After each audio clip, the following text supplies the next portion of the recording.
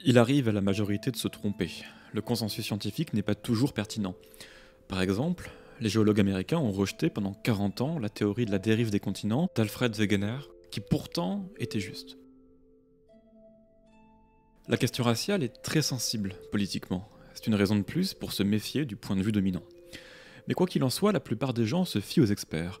Or, il est souvent répété que les biologistes et les anthropologues ont abandonné le terme de race. Il y aurait un consensus à propos de l'inexistence des races humaines. En réalité, ce n'est pas le cas. Des sondages ont été réalisés auprès des biologistes et des anthropologues, et notamment auprès de chercheurs en anthropologie biologique, pour savoir ce qu'ils pensaient de l'existence des races humaines. Ces sondages ont fait l'objet de diverses publications. En 1989, on pouvait lire dans le bulletin trimestriel d'anthropologie et d'éducation un article de Leonard Lieberman, Race et anthropologie, un concept central sans consensus. En 2005, les choses n'avaient pas bougé. Dans la revue d'anthropologie Collegium Anthropologicum était publié un article intitulé Le concept de race dans 6 régions, variation sans consensus. En 2009, des données étaient à nouveau publiées, cette fois-ci dans American Anthropologist, pour présenter et analyser les points de vue extrêmement variés des anthropologues européens, et encore une fois, on n'y trouvait nulle trace d'un consensus. 10 ans plus tard, dans le journal des sciences anthropologiques, est publié un article intitulé Race et perception de la diversité humaine, 5 études de cas européennes, et à nouveau, aucun consensus n'est trouvé. Alors quelles sont les données? Les voici dans l'ordre chronologique. En 1985, seuls 16% des biologistes américains et 40% des chercheurs en anthropologie physique américains nient l'existence des races humaines. En 2003, Lieberman estime que 69% des chercheurs en anthropologie physique américains rejettent l'existence des races humaines. Cependant, son sondage pose problème. Matt Cartmill note un déclin très substantiel dans le nombre de réponses par rapport au sondage de 1985. Or, il est bien connu dans la littérature sondagière que les sondés peuvent être très réticents à répondre à des questions posées par des gens à qui ils s'opposent politiquement. Ce qui laisse aussi penser que Lieberman se trompe, c'est qu'entre 1965 et 1995, il n'y a pas de tendance à la baisse dans l'acceptation de l'existence des races humaines au sein des articles publiés dans le journal de l'Association américaine d'anthropologie physique. À peu près 40% des articles qui parlent de diversité humaine acceptent l'existence des races humaines. Bref, en tout cas, il n'y a pas de consensus aux États-Unis sur la question de savoir s'il existe des races humaines. En 2003, 43% des anthropologues européens reconnaissaient l'existence des races humaines. En 2009, 72% des anthropologues d'Europe de l'Est reconnaissaient l'existence des races humaines.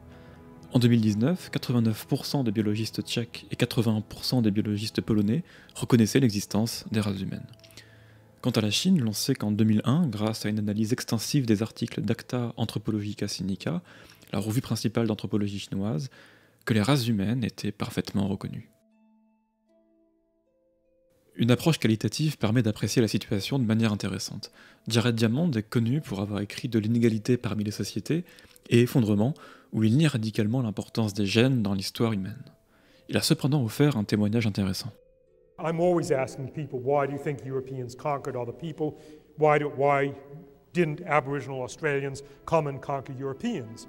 And within the last few months, I've asked that question of a cabinet minister, whose name I won't mention, and of a leader of American technology, not Bill Gates, whose name I won't mention, and lots of university professors. And again, the answer I get is, why did Europeans conquer these other people? Well,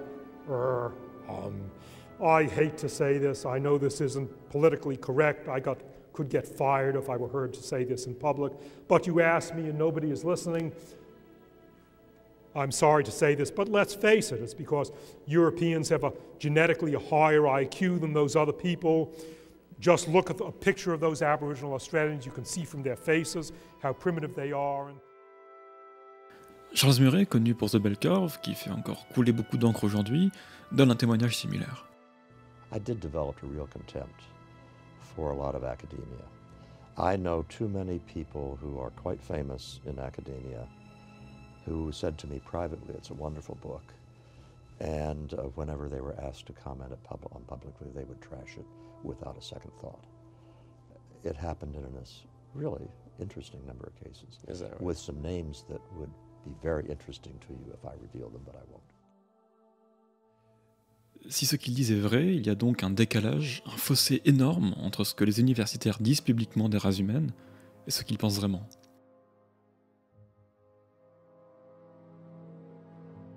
Ernest Mayr est l'un des plus grands biologistes et taxonomistes du XXe siècle. Il déclarait en 2002 que ceux qui souscrivaient à l'idée selon laquelle il n'y avait pas de race humaine étaient d'évidence ignorants de la biologie moderne.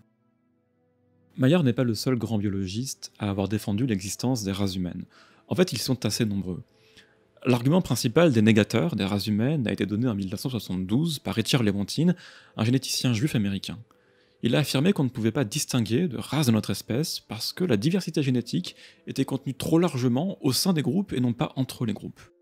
Edwards, Cavalli-Sforza, Crick, Thrivers, Coyne, Harpending ont tous dénoncé le sophisme ou de manière générale la malhonnêteté de Lewontin. J'ai rassemblé leurs déclarations dans un article dans lequel on peut lire qu'ils sont tous d'accord pour dire qu'il s'agit d'esbrouf mathématique qui sert à masquer le fait qu'il existe bel et bien des races humaines ou qu'il existe des différences intellectuelles et comportementales entre celles-ci. Revenons aux sondages. Il en existe quelques-uns à propos des différences raciales et nationales en intelligence. En 1984, Stinnerman et Rossmann ont publié un sondage conduit auprès des experts en intelligence. 45% d'entre eux ont répondu que les différences entre les noirs et les blancs aux États-Unis étaient à la fois le fruit des gènes et de l'environnement. 1% pensaient que c'était entièrement génétique, 15% environnemental, 14% n'ont pas répondu et 24% ont dit qu'il n'y avait pas assez de données. Cette étude a donné lieu à un ouvrage publié en 1988, La controverse du QI, les médias et les politiques publiques. Ce livre montre que des opinions considérées comme extrêmes et minoritaires par les grands médias sont en réalité largement acceptées parmi les experts. En 2013 et en 2014, Einar Rinderman a conduit un sondage très similaire, dont les résultats se rapprochent de celui de Stinnerman et Rossmann. Sur la question des différences raciales en intelligence, 78% des chercheurs estimaient que la génétique faisait plus ou moins partie de l'explication.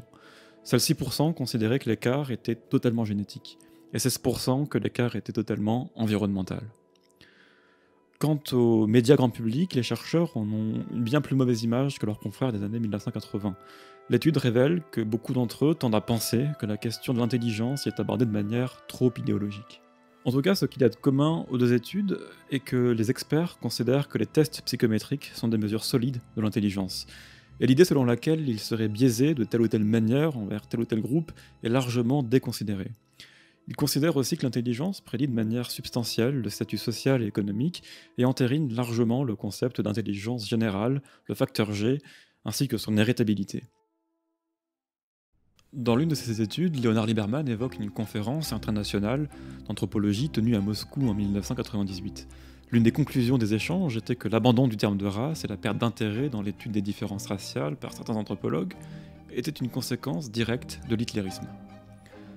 Leonard Lieberman lui-même s'est vigoureusement opposé à la sociobiologie, c'est-à-dire à l'explication des comportements humains par la biologie et la génétique, et s'y est opposé politiquement. En 2001, il publia un article contre Philip Rushton, connu pour avoir étudié les différences intellectuelles et comportementales entre les races. L'article de Lieberman est bourré de références au nazisme, à la Shoah, au racisme. Il ne se demande pas si Rushton a raison en appréciant son travail, mais part, à l'aide d'arguments d'autorité, du principe qu'il a tort.